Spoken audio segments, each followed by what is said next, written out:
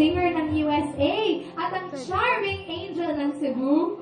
Oh, they are here with us today, guys! Ang tambalang Bretzy, Brett and Fritzy. Welcome! Ay! Ay, nakakagawa kayo. Cute nyo. At saka, siya pa yung nagpaalala sa akin, Hoy, hindi mo ba na-notice? Hindi na blank si Brett ngayon. Ano yung sinabi mo kanina? Sinusundan ka ng ano? JB. Ano? Anong JB? He usually follows me. All his songs are like following me around. Like whenever I go to a place, start baby, babe. Like what? Kaya pala, nagpa-black ka na ng buhok. Dahil ba doon? Hoy, sandali lang. Ilang months na since PBB? Like 1 month plus. 1 month plus. 1 month plus. Kamusta ang buhay na wala sa bahay ni Kuya? Nagbabanding pa ba kayo? Saya. Nakikita ba kayo? Ano sabi mo masaya? Yeah, if my thinking gets things from big six. Of course, and mall tours amazing. Mall tours. Sabi mo amazing. Paano naging? Amazing! Amazing sila yan. Ay, pag hindi naman trabaho, nakikita pa ba kayo? Yeah, of course. Saan? Anong ginagawa? Nag-date kayo? Practice singing. Saan? Practice singing for someone. Kunyari, ang practice lang yan. Kunwari practice, pero actually, pumupor lang na, Brett, Okay, guys, we know how you met, the two of you. Pero ano ba talaga yung pinaka-likely niyo sa isa't isa? Kanina tinanong ko rin si Empes at si Felix. Brett, ano ang pinaka-gusto mo kay Fritzy? Siyempre. The first time I met her, it was her eyes definitely that attracted me directly. Like, I couldn't get over it. Your eyes. Yeah. Why? Ano meron sa mata ko? If you look at the left one, the left eye,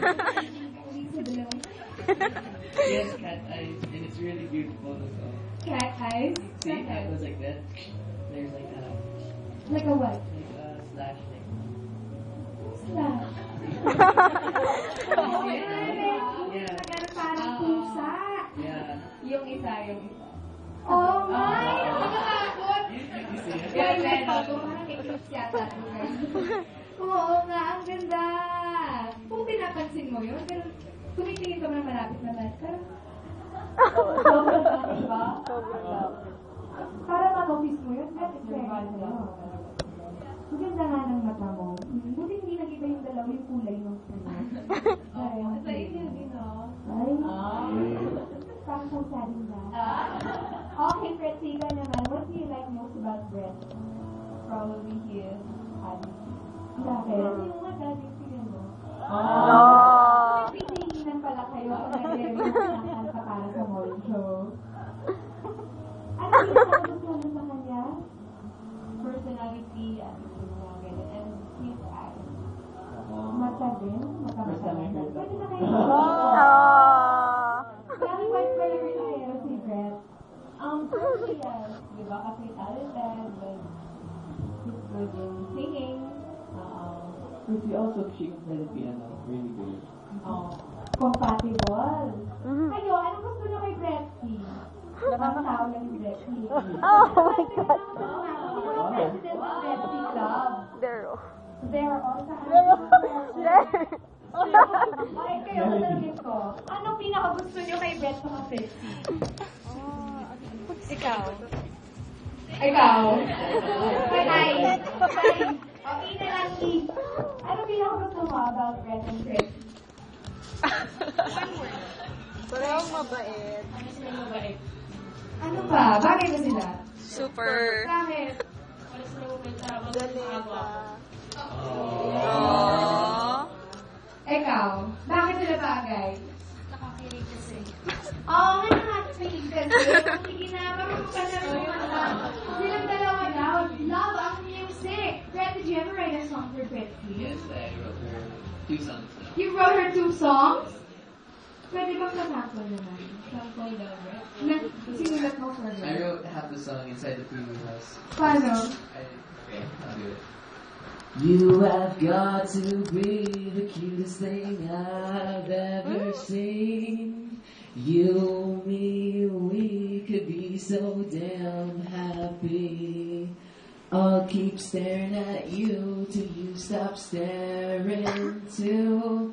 Then maybe, baby, daily you could love me too.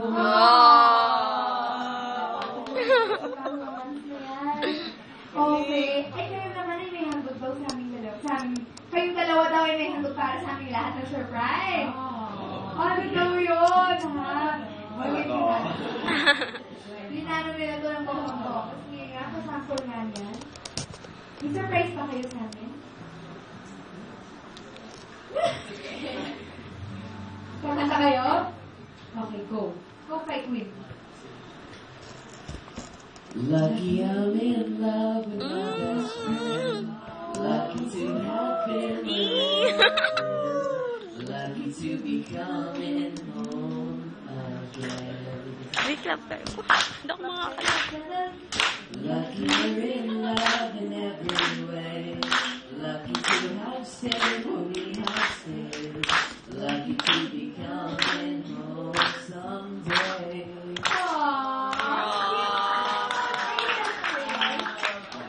Ang pula-pula mo na, sexy. Pula ang mukha. Ang cute ko! Nag-blush. Wala si Brett. Hindi ako pinigilig. Ganun. Cute nila. Kayo ba best friends kayo? Sa totoong buhay? Close friends. Bakit? Ba't naging ganun? Kahit tapos na yung TV, tapos na ang lahat, nagkita kayo, trabaho ka rin. What do you think makes it click? Yung totoo lang. It's nice to have someone that looks out for you, you know?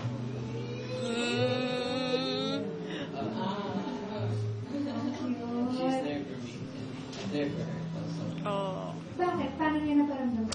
What did she do to make you feel that she was there for you? Because it's so easy to say that, di ba? Like, even if I don't tell her I have a problem, she asks me about it. She's like, are you okay? Alam na niya. Yeah, she knows before I know. Kilala ko na rin. Matagal kami nagsama sa bike kuya. So, from Austin, alam ko if magtampo siya or Yeah. Ano ginagawa mo para mapag-feel better siya? Oh. Ngayon, ay parang happy ngayon si Brett. Ano ba? Hug, kiss, advice. She's just there for me, really. She's there. She can talk to me for hours like that. Alright. It's so special to have a friendship like that. Sana hindi magbago yan. Thank you guys for being on Simply Casey. Pero magpapalik pa kayo, di ba? Of course. Okay. Since kumanta ka, may sinulat ka rin na kanta, ngayon naman, isang kanta ang gusto ko muling ialay para sa lahat ng in love na hindi marunong sumuko sa kabila ng mga problema. Oh. Actually, dedicated to sa kaibigan kong may OFW na may seaman na boyfriend. Oo, matagal nang hindi nakikita. Kaya ito, this is dedicated to you, Pop, and your love life. Yung mga natin nandyan, nag-aabang for better things to come. Ito ay para sa inyo. Sana magustuhan ninyo.